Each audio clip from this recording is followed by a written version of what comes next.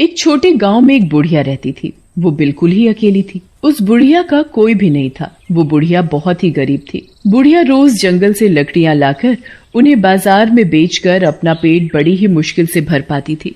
उस बुढ़िया का एक पड़ोसी था सरजू। सरजू ने एक गाय पाल रखी थी, जिसका सरजू बिल्कुल भी ध्यान नहीं रखता था। यहाँ तक कि उसे खाने के लिए चारा भी बड़ी ही मुश्किल से देता था। एक दिन की बात है। इस गाय का मैं क्या करूं? ये गाय दूध वूध तो देती है नहीं और सारा दिन चारा ही खाती रहती है। इस गाय को कोई खरीदेगा भी तो नहीं, जिसे बेचकर मैं दूसरी नई गाय खरीद लाऊं। सरजू गाय को खाने के लिए चारा तो देता नहीं था, उल्टा उसे मारता और रहता। ये सब बुढ़िया रोज अपने घर से देखा करती। बुढ़िया को उस गाय पर बड़ी दया आती थी। कैसा नासपिटा इंसान है जो गौ माता को मारता रहता है।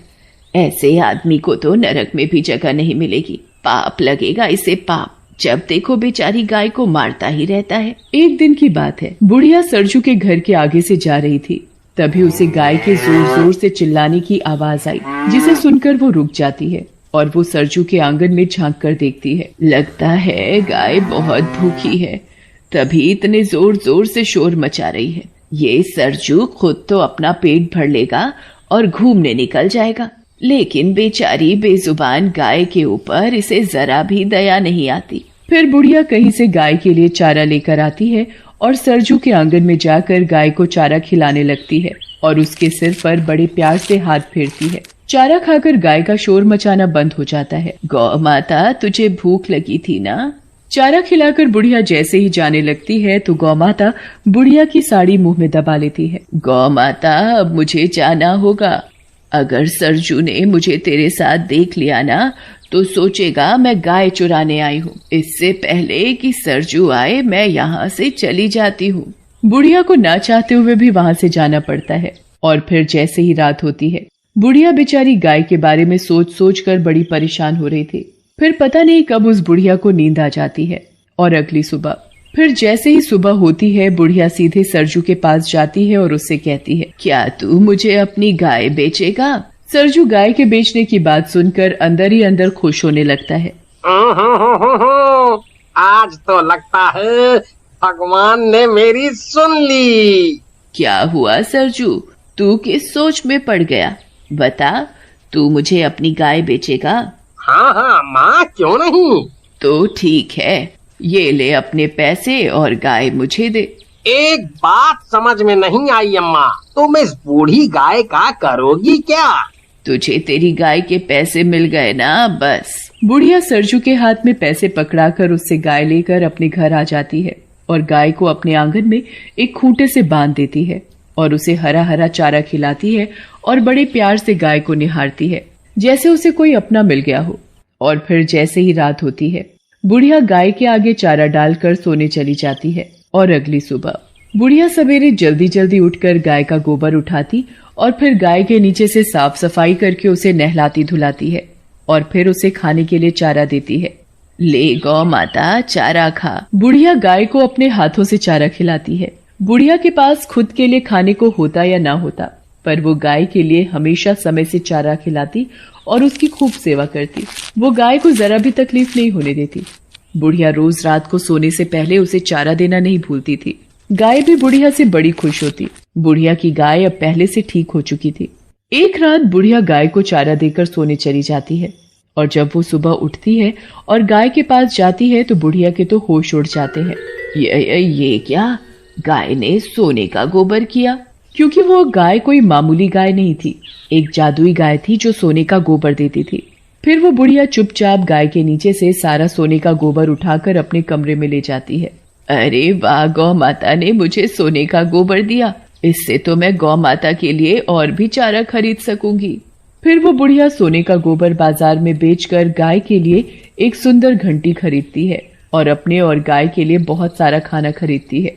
फिर बुढ़िया अपनी गाय को भी बढ़िया चारा खिलाती और खुद भी पेट भर खाना खाती है।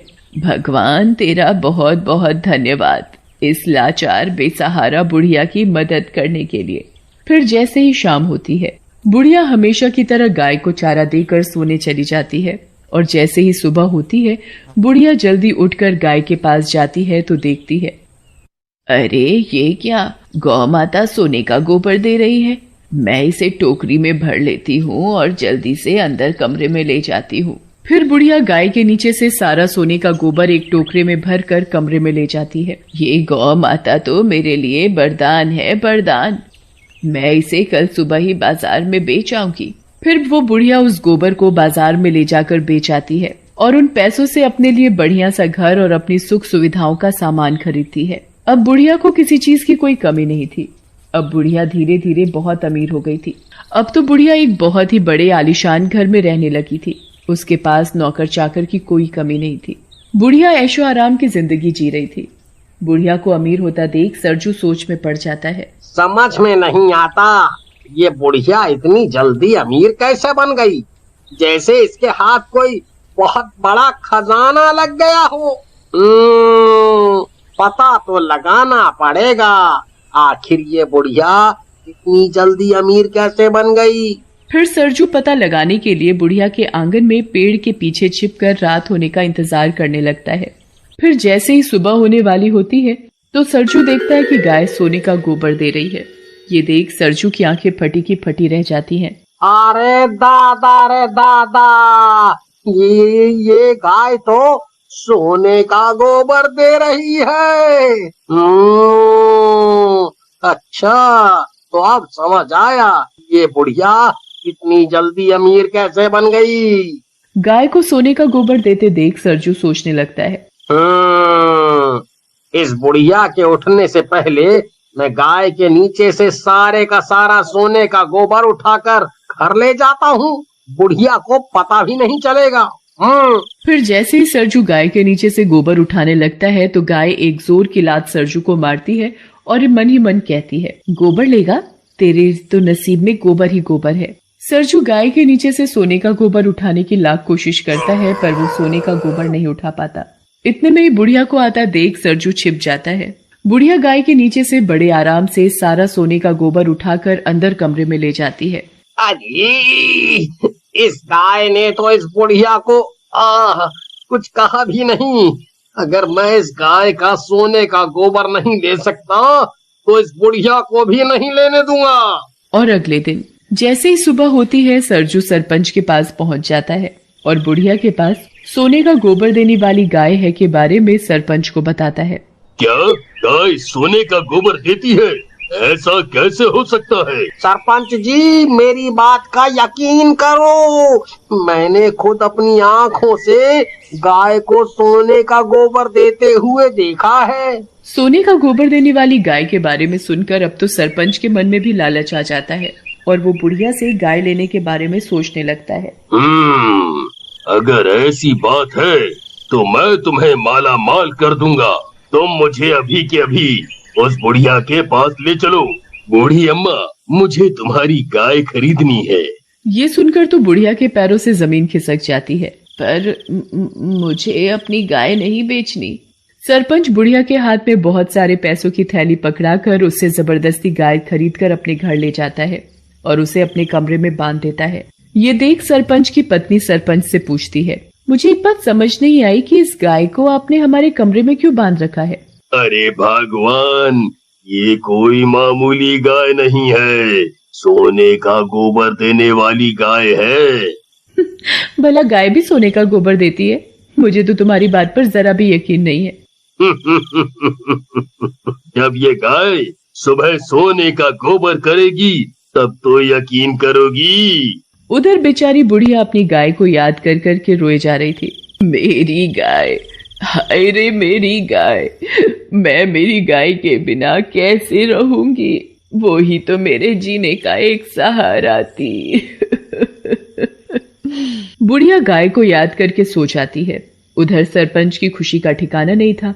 सरपंच गाय को खूब सारा चारा खिलाता है जिससे कि गाय खूब सारा सोने का गोबर दे सके। फिर थोड़ी ही देर बाद सरपंच और उसकी पत्नी सो जाते हैं और जैसे ही सुबह होती है सरपंच की पत्नी सरपंच को उठाते हुए कहती है, ए जी उठो ना, देखो ना कितनी बदबू आ रही है, जैसे गाय ने गोबर कर रखा हो।